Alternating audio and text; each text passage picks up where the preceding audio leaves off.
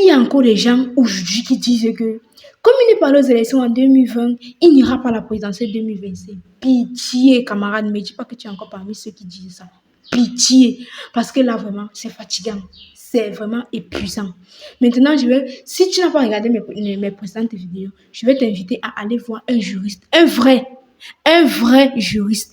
Épargnez-moi ceux-là qui disent que la loi est au-dessus de la Constitution, ou alors ceux-là qui ont carrément dit que, ok, je préfère m'humilier au lieu de dire la vérité. Ceux-là qui ont choisi de boire la sardine au lieu de la consommer avec modération. Épargnez-moi ceux-là. Ceux qui ont décidé que non, je vais cracher sur mes peut-être 14 ans d'études parce que je dois venir m'asseoir sur les plateaux de télévision et raconter du n'importe quoi, parler du droit du quartier. J'ai compris que on l'a dit que je l'ai dit que du quartier. Épargnez-nous de cela. Allez chercher des juristes qui vont vous expliquer parce que non, c'est que le professeur Moussanto a dit.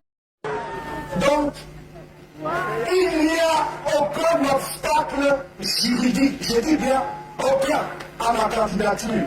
Vous avez vu que je n'ai pas perdu le temps sur la question de savoir si je serai candidat ou pas. Parce que c'est un faux problème. On vous prend le temps avec cela. Donc, il n'y a aucun obstacle juridique, je dis bien aucun, à ma candidature à la prochaine élection présidentielle.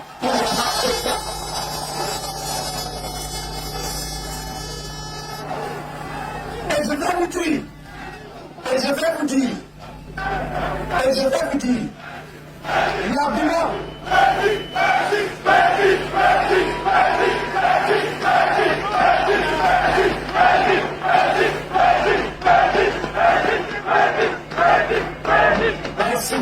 merci.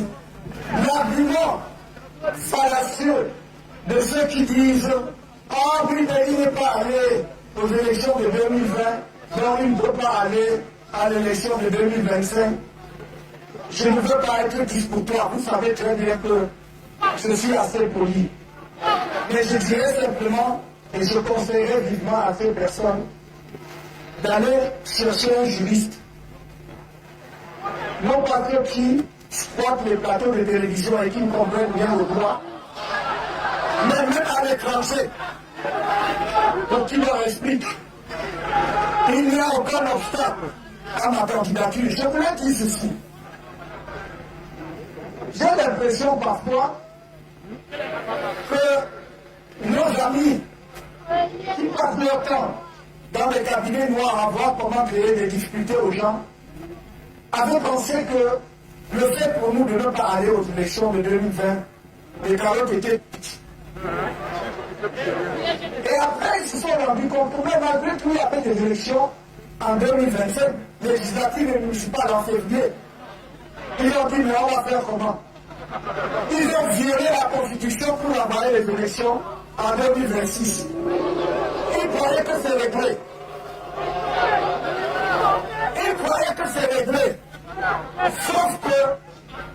Sauf que, comme l'ont montré d'excellents juristes par ailleurs, la combinaison de l'article 121 et les dispositions de l'article 15 alinéa 3 de la Constitution rendent possible ma candidature. Alors du coup,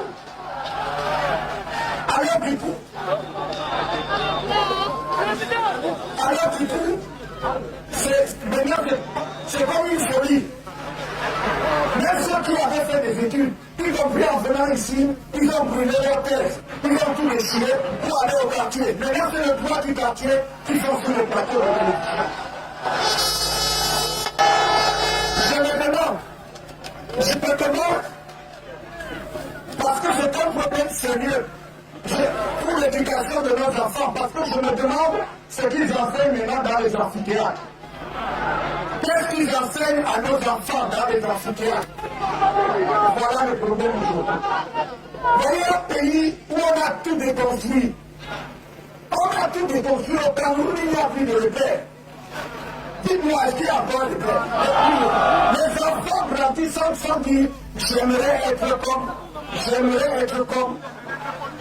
Non, on a tout détruit. Parce qu'il faut qu'on survive une seule image, un seul individu.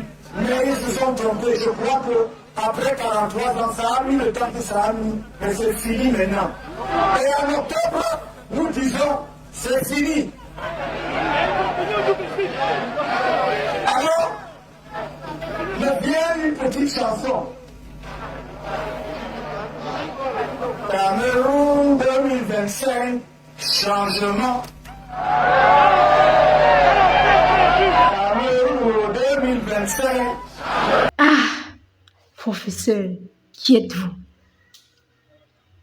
Qui est véritablement le professeur Maurice Kamto?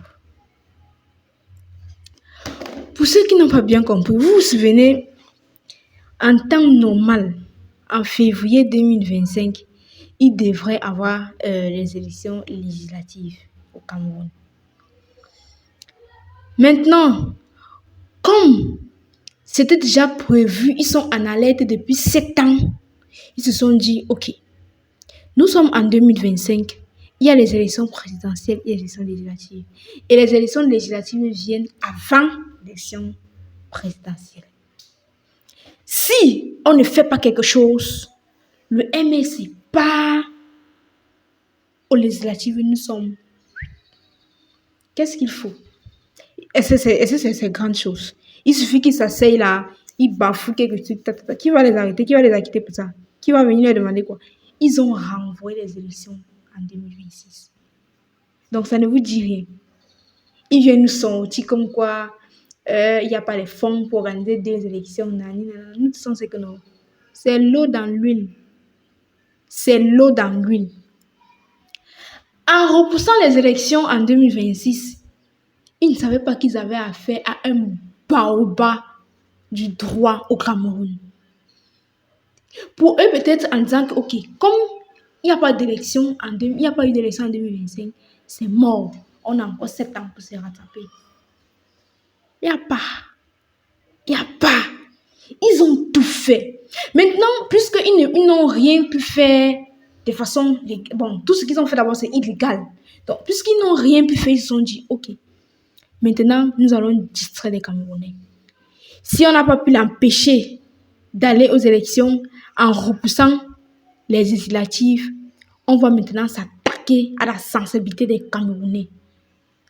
Allons vite retourner à la situation. Vous savez, le premier arrivé, celui qui a tort, il a beaucoup à dire. Généralement, est-ce qu'on a vraiment raison, qu'on sait que ce qu'on dit est vrai, on n'a pas d'argument, on ne sait même pas comment s'expliquer.